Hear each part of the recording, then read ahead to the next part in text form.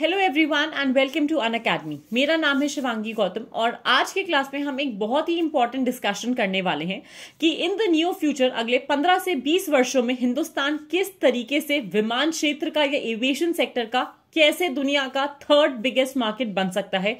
कौन सी ऐसी deal sign हुई है, कौन से ऐसे कंट्री के साथ हमने क्या क्या सिविल एविएशन की अगर हम बात करें सिविल एविएशन के सेक्टर में कौन से एमओयूज को साइन करा है, जिसकी वजह से प्रधानमंत्री ने इतना बड़ा एक स्टेटमेंट जारी करा है।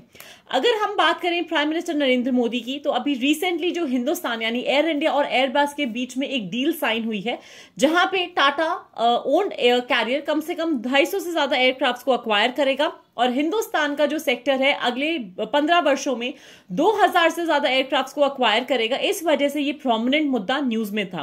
अब अगर हम कॉमन पॉइंट्स की बात करें, इस डील का सिग्निफिकेंस क्या होगा, इसका महत्व क्या होगा। हिंदुस्तान को जो 250 एयरक्राफ्ट मिलेंगे, इसमें से 40 वाइड बॉडी प्लेन्स होंगे एयरबस के, and along with that India और फ्रांस के जो प्रोमिनेंट टाइज हैं, सक्सेस एस्पिरेशंस जो है दोनों देशों के सिविल एविएशन सेक्टर में, उसको भी रिफ्लेक्ट करेगा।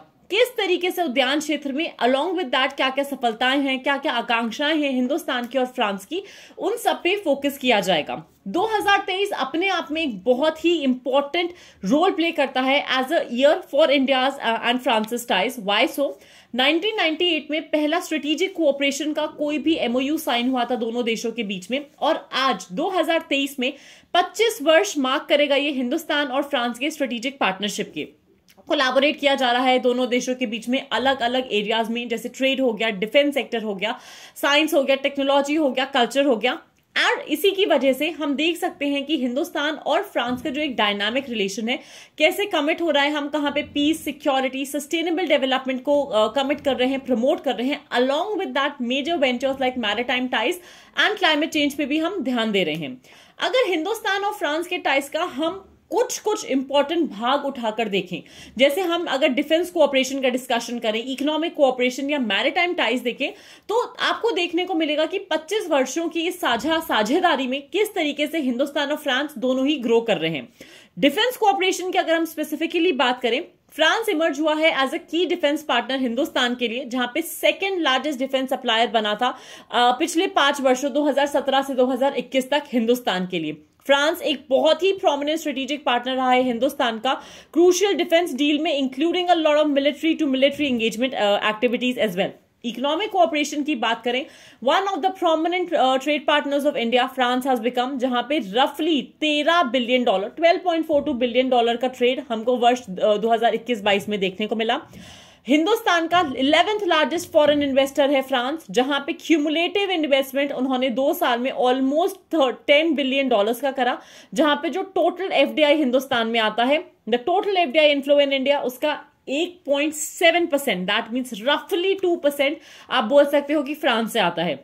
मैरीटाइम टाइज पे अगर हम ध्यान दें, इनकी बात करें, जॉइंट स्ट्रेटेजिक विजन जो है इंडिया का और फ्रांस का, जो कोऑपरेट कर रहा है आईओआर रीजन में, इंडियन ओशन रीजन में, रिप्रेजेंट करता है एक ब्लूप्रिंट जहां पे हम स्ट्रेंथन कर सकते हैं इन दोनों देशों के टाइज को। इंडिया फ्रांस ने सितंबर 2022 में अग्री करा था कि एक Indo Pacific trilateral development cooperation fund को लेकर आएंगे, इसको सेटअप करेंगे ताकि सस्टेनेबल डेवलपमेंट को सपोर्ट कर पाए, इनोवेटिव सोल्यूशंस को लेकर आ पाए हम दोनों देशों के लिए, और जो इंडो पैसिफिक रीजन के देश हैं उनके लिए भी। अलॉन्ग विद दैट अगर हम क्लाइमेट चेंज से रिलेटेड या क्लाइमेट कोऑपरेशन से रिलेटेड हम इंडिया फ्रांस के टाइज का डिस्कशन करें, हमको ये देखने को मिला है कि जो इंटरनेशनल सोलर अलायंस है, वहां पे दोनों देश कितना सस्टेनेबली और कितना कोऑपरेटिवली काम कर रहे हैं। अब इसी पूरे के पूरे मुद्दे की वजह से मेक इन इंडिया प्रोग्राम बहुत अहम रोल प्ले करता है। और अहम रोल क्यों प्ले करता है? मेक इन इंडिया प्रोग्राम, जहां पे ना प्रधानमंत्री ने जब एयरबस का डील हुआ था, एयर इंडिया का डील हुआ था, ये भी बोला था कि make in India for the world भी हम लेकर आना चाहते हैं, जहां पे make in India programme launched हुआ था 2014 में, और department for promotion of industry and internal trade, DPIIT, जो कि ministry of commerce and industry का डिपार्टमेंट है, उसको वो इसको लीड कर रहा है, जहां जहां पे इनिशिएटिव एक ओपन इन्विटेशन होता है पोटेंशियल इन्वेस्टर्स के लिए, पोटेंशियल पार्टनर्स के लिए, कि अलग अलग दुनिया के भागों से आप आए, आप भागीदारी कीजिए, आप हिंदुस्तान की ग्रोथ स्टोरी में, न्यू इंडिया को डेवलप करने में आप पार्टिसिपेट कीजिए, जहां पे सब्सटैंशियल अकम्पलिशमेंट 27 से ज्यादा सेक्टर्स में देखने को मिल रहे हैं as a part of make in India 2.0। अब अगर हम मेक इन इंडिया की कंटिन्यूअसली बात करते हैं तो क्या क्या प्रोमिनेंट स्तंभ या पिलर्स हैं? So there are 4 important pillars with respect to make in India जो हमको देखने को मिले हैं। नए प्रोसेसेस, नया इंफ्रास्ट्रक्चर, नए सेक्टर्स और नया माइंडसेट। कौन से नए प्रोसेसेस जहां पे रिकॉग्नाइज किया गया है ईज ऑफ डूइंग बिजनेस को, कि ये एक सिंगल मोस्ट इंपॉर्टेंट फैक्टर रहेगा ताकि हम एंटरप्रेन्योरशिप को प्रमोट कर पाए, जिसकी वजह से बहुत सारे इनिशिएटिव्स ऑलरेडी लिए गए हैं। क्यों ईज ऑफ डूइंग बिजनेस इतना प्रोमिनेंट रोल प्ले करता है? क्योंकि हम एक सिंपल सा चीज चाहते हैं with respect to India in terms of investment, कि जो भी लाइसेंसेस दिए जाते हैं वो इजीली दिए जा सके। न्यू इंफ्रास्ट्रक्चर गवर्नमेंट डेवलप करना चाहती है, गवर्नमेंट का इंटेंशन है कि इंडस्ट्रियल कॉरिडोर्स को बनाए, एग्जिस्टिंग इंफ्रास्ट्रक्चर को स्ट्रेंथन करे, डिजाइन करे एक बहुत ही ज्यादा fast pace registration system as a part of commitment to the growth of industry.